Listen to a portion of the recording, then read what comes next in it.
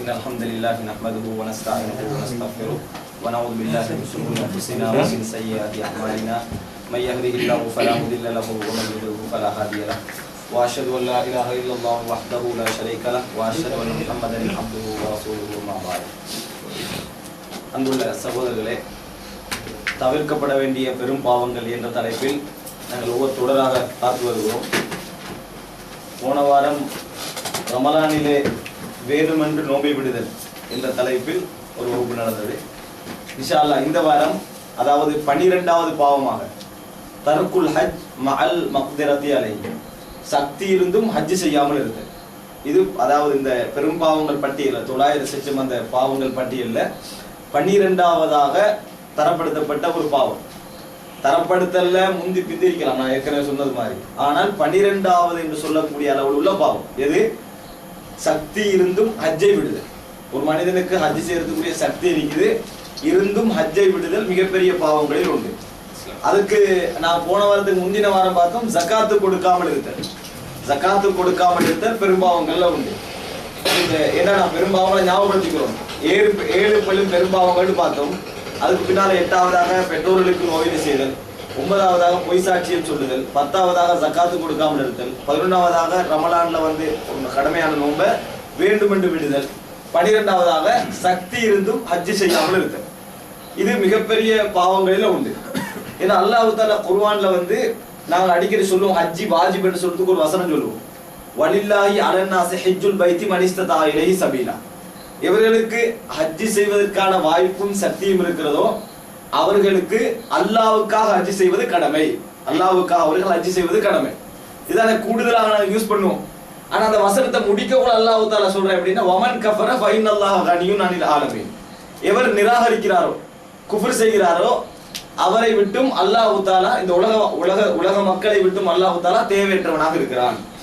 இந்த ஹஜ் அல்லாஹ் தஆலா கடமை என்று சொல்லிட்டு வமன் கஃபர, யார் நிராகரிக்கிறாரோ, அதாவது குஃபுர் மாதிரி சொல்றான். ஹஜ்ஜை விடுறத குஃபுர் மாதிரி அல்லாஹ் தஆலா சொல்றான். வமன் கஃபர வலில்லாஹி அலன்னாஸி ஹஜ்ஜுல் பைத்தி மன் இஸ்ததா இலைஹி சபீலா. ஹஜ் கடமையானவர்கள், சக்தி இருந்தால் ஹஜ் செய்வது கடமை. ஹஜ் கடமையானவர்கள் ஹஜ் செய்வது கடமை என்று சொல்லிட்டு வமன் கஃபர், இவர் நிராகரிக்கிறாரோ அவர் அல்லாஹ் தஆலா இந்த உலகத்தாரை விட்டும் தேவையற்றவனாக இருக்கிறான் அல்லாஹ் தஆலா சொல்றான். ஏன்னா ஹஜ் என்றது ஏனைய ஜகாத்து போன்ற மற்ற ஜகாத்து தவிர மற்ற அமல்களோடு ஒப்பிடக்கூட செலவு போற ஒரு அமைப்பு. அது ரசூலுல்லாஹி ஸல்லல்லாஹு அலைஹி வஸல்லம் காலத்திலேயும் தான், இந்த காலத்திலேயும் தான் செலவு போற ஒரு அமைப்பு. இன்னைக்கு கூட. அப்ப அல்லாஹ் தஆலா நீங்க என்ன யூஸ் பண்றான்டா, மனிதர்களை விட்டும் அல்லாஹ் தேவையற்றவன். அதான் நீங்க எவ்வளவு லட்சக்கணக்கில் செலவழிச்சாலும் அது எனக்குரிய சப்ஜெக்ட் அல்ல. எவ்வளவு லட்சக்கணக்கில் செலவழிச்சாலும் எனக்குரிய சப்ஜெக்ட் அல்ல. யார் நிராகரிக்கிறாரோ அவரை விட்டும் அல்லாஹ் தஆலா தேவையற்றவனாக இருக்கிறான் என்ற ஒரு குர்ஆன் வசனம். இப்ப இந்த வசனம் தான் ஹஜ்ஜை விடுதல் மிகப்பெரிய பாவம் என்ற லிஸ்ட்ல கொண்டு வந்து சேர்க்குது. ஹஜ்ஜை விடுதல் மிகப்பெரிய பாவம் என்ற இடத்துல கொண்டு வந்து சேர்ப்பதற்கான காரணம் இந்த வசனம். இந்த வசனம் இல்லாட்டி ஒரு பெரிய பாவம் என்ற லிஸ்ட்ல வராது. ஆனா அல்லாஹ் தஆலா குர்ஆன்ல ஹஜ்ஜி கடமை என்று சொல்லிட்டு ஹஜ்ஜை விடுவது இறை நிராகரிப்பு என்ற அமைப்பில் அல்லாஹ் தஆலா சொல்வதனால இது ஒரு மிகப்பெரிய பாவம் என்ற லிஸ்ட்ல நாம என்ன செய்ய வேண்டியிருக்குது, கொண்டு வந்து சேர்க்க வேண்டியிருக்குது. அடுத்ததாக ரசூலுல்லாஹி ஸல்லல்லாஹு அலைஹி வஸல்லம் அவர்கள் ஹஜ்ஜை பத்தி சொன்ன வாசகங்கள், ஹஜ்ஜை பத்தி ரசூலுல்லாஹி ஸல்லல்லாஹு அலைஹி வஸல்லம் சொன்ன வாசகங்கள் எடுத்து பார்த்தோம்னு சொன்னா ஹஜ்ஜை விடுறது பெரும் பாவம் என்று எடுத்து கொண்டு வரும். ஏனென்றால் ரசூல் ஸல்லல்லாஹு அலைஹி வஸல்லம் அவங்க அர்கானுல் இஸ்லாம், இஸ்லாத்துடைய அடிப்படைகள், தூண்கள் என்று வழங்கப்படுத்தக்குள்ள இந்த 5 தான் சொல்றாங்க. அதுல 5வதாக ஹஜ் சொல்றாங்க. அப்ப ஹஜ் ஒருத்தர் சக்தி இருந்தும் அந்த ஹஜ்ஜை விடுகிறார் என்று சொன்னால் நிச்சயமா அது என்ன, அவர் மிகப்பெரிய பாவம் செய்யறாரு, பாவங்களிலும் மிகப்பெரிய பாவங்கள் பட்டியல வாரார் என்றது இயல்பாவே எங்களுக்கு விளங்கிடும். இந்த நிமிஷத்துல ஹஜ்ஜை விடுவது பெரும் பாவம் என்று தெரிகிற இந்த சந்தர்ப்பத்துல ஹஜ் சம்பந்தமான சில தலைப்புக்கு நாங்க சுருக்கமா முடிச்சுட்டு போயிடுறோம். ஆனா ஹஜ் என்ற தலைப்பு கொஞ்சம் விரிவாவே செய்யணும்.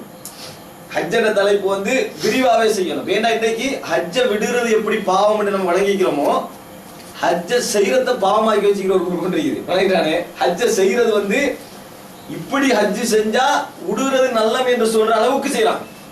உதாரணத்துக்கு நான் அதுக்கு உள்ளுக்கு போகும்போது உதாரணத்துக்கு நான் ஏற்கனவே உங்களுக்கு சொல்லிக்கிறேன், டிக்கெட் எடுக்கிறாங்க, செக்க போட்டு உம்ரா போயிட்டு ஹஜ்ஜி போயிட்டு வந்தா செக் ரிட்டர்ன் ஆயிடுது. ஆள் உம்ரா ஹஜ்ஜி முடிச்சுட்டு வந்துட்டாரு, ஆனா இங்க செக் ரிட்டர்ன், அப்படி செக் கொடுத்துட்டு போற மாட்டீங்க. அதே போல இந்த லொத்தர் சபையாளர் செய்யறாங்க, இது கொடுக்குறான், நீங்க என்னது ஸ்வீப் பண்ணி பட்டா உம்ரா அவங்களுக்கு, அதுல பட்டா அவங்களுக்கு சான்ஸ் என்னது உம்ரா கொடுக்குறாங்க. அப்ப இப்ப ஒருத்தர் உம்ராக்கு ஆசை வைக்கிறேன் நல்லது, அதுக்காக இது வாங்குறது, நான் உம்ரா காணி தான் வாங்கினேன், ஊடுகட்டா வாங்கினேன், வாகனம் எடுக்கா வாங்கினேன், ஒன்றுக்கும் வாங்கல, எதுக்கு வாங்கினேன், உம்ராக்கு போறதுக்காக வேண்டி லொத்தர் வாங்கினது ஆகும். இப்ப இந்த மாதிரி அமைப்பெல்லாம் இன்றைக்கு ஹஜ்ஜுக்குள்ள வந்திருக்கிறதுனால, உம்ராவுக்குள்ள வந்திருக்கிறதுனால இதையெல்லாம் நாங்க பேச வேண்டியிருக்கும். இதுல இதையெல்லாம் பேச வேண்டியிருக்கும். இதனால குர்ஆன் அல்லாஹ் தஆலா என்ன செஞ்சு வச்சுக்கிறான்னா, ஏற்கனவே ஒரு வசனம் சொல்லி வச்சுக்கிறான். இதே பெருமையை பாராட்டினாங்க மக்கத்து காவிரிகள் இருக்கிறாங்க தானே, ரசூலுல்லாஹி ஸல்லல்லாஹு அலைஹி வஸல்லம் எதிர்த்துக்கிட்டு அடிச்சுக்கிட்டு எல்லாம் செஞ்சுக்கிட்டு கூட அவங்க ஒன்று சொன்னாங்க, இந்த ஹஜ்ஜை வச்சு தான் பெருமை பேசினாங்க.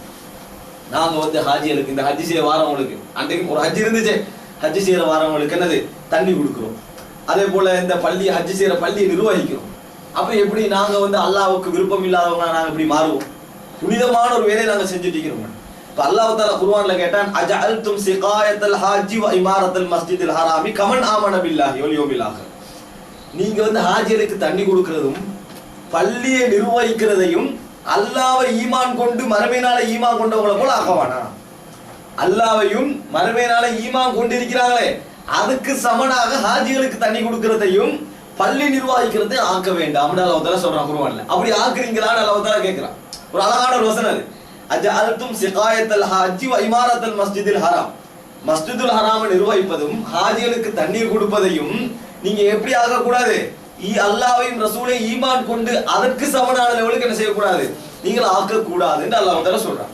அப்ப அங்கேயே அல்லாஹ் தஆலா இந்த ஈமான் ஒருத்தர கூடையா குறையாண்டு அளக்கிறதுக்கு ஹாஜிகளுக்கு தண்ணி கொடுக்கறது அல்லாஹ் காட்ட வேணான்றான். ஒரு ஆளோட ஈமான் கூட அல்லாஹ் எங்களை விரும்புகிறானா இல்லையாட்டத்தை காட்டுறதுக்காக வேண்டி ஹாஜிகளுக்கு தண்ணி கொடுப்பதை என்ன செய்வானா காட்ட வேண்டாம் என்று குர்ஆன்ல அல்லாஹ் தஆலா ஏற்கனவே சொல்லிட்டான். அது உலகத்திலேயே மிகச்சிறந்த பள்ளியை நிர்வகிச்சிட்டு குரு, உலகத்திலேயே மிகச்சிறந்த பள்ளி அது கஅபத்துல்லா. அப்ப இந்த கஅபத்துல்லா நிர்வகிச்சுக்கின்னு ஹாஜிகளுக்கு தண்ணீர் கொடுத்தவங்களை பார்த்து அல்லாஹ் தஆலா கேட்கிறான், என்னது இதை நீங்க ஆதாரமாக காட்ட வேண்டாம். அப்ப அதனால இந்த இடத்துல ரெண்டு விஷயம் பேச வேண்டியிருக்கு. ஒன்று, ஹஜ் என்பது இஸ்லாத்துடைய மிகப்பெரிய தூண்களில் உண்டு, முதல் அம்சம். இரண்டாவது, அல்லாஹ் தஆலா ஹஜ்ஜை விடுவது இறை நிராகரிப்பு அமைப்புல சொல்றான்.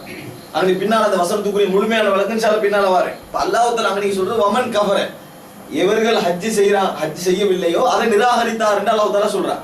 வமன் கஃபர ஃபைனல்லாஹ் கனியுன் அனில் ஆலமீன், எவர் நிராகரிக்கிறாரோ ஹஜ் செய்ய வேண்டும், எவர் நிராகரிக்கிறாரோ அப்படின்னு அர்த்தம் என்ன? இதே மாதிரி ஒரு குர்ஆன் வசனம் வருது, லஇன் ஷக்கர்தும் லஅஸீதன்னகும் வலஇன் கஃபர்தும் இன் அஸாபி லஷதீத். நீங்கள் நன்றி செலுத்துவீர்கள் என்றால் நான் உங்களுக்கு அதிகமாக தருவேன், நீங்கள் நிராகரிப்பீர்கள் என்று சொன்னால் எனது வேதனை கடுமையானது. அர்த்தம் என்னதுல, நன்றி செலுத்தாம இருக்கிறதா நிராகரிப்பு. கஃபர்து, நீங்க நன்றி செலுத்தவில்லை என்றால், அதுக்கு மறுத்தால் என்னது, எனது வேதனை கடுமையானது. அப்ப அல்லாஹ் தஆலா இந்த மாதிரி குர்ஆன்ல நிறைய இடங்களை யூஸ் பண்றான். மூணாவது கட்டத்தை நடுவுலிக்கிறவங்கள யூஸ் பண்றது இல்ல.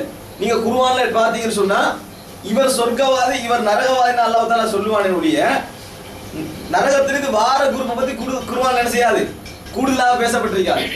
எவர் நன்மை செஞ்சாரோ அவருக்கு சொர்க்கம் என்று வரும், இப்படி செஞ்சவங்க நரகத்தில் நிரந்தரமாக இருப்பார்கள் வரும், அல்லது நரகம் என்று வரும். இப்படித்தான் குர்ஆன்ல வரும். அதே போல ஹஜ் செய்யற குரூப்பை பத்தி வருது, செய்யாத குரூப்பை பத்தி வருது. இதுல ஒரு குரூப் இருந்து என்னது, ஹஜ் செய்யத்தான் ஓணும், கடமை தான், ஆனா எங்களுக்கு கொஞ்சம் இப்படி வேற பிஸி, அப்படி ஒரு குரூப்புக்கு நடுவுல அதை பத்தி குர்ஆன்ல என்ன செய்யற அல்லாஹ் தஆலா பேசல. அல்லாஹ்வுடைய அந்த குர்ஆன்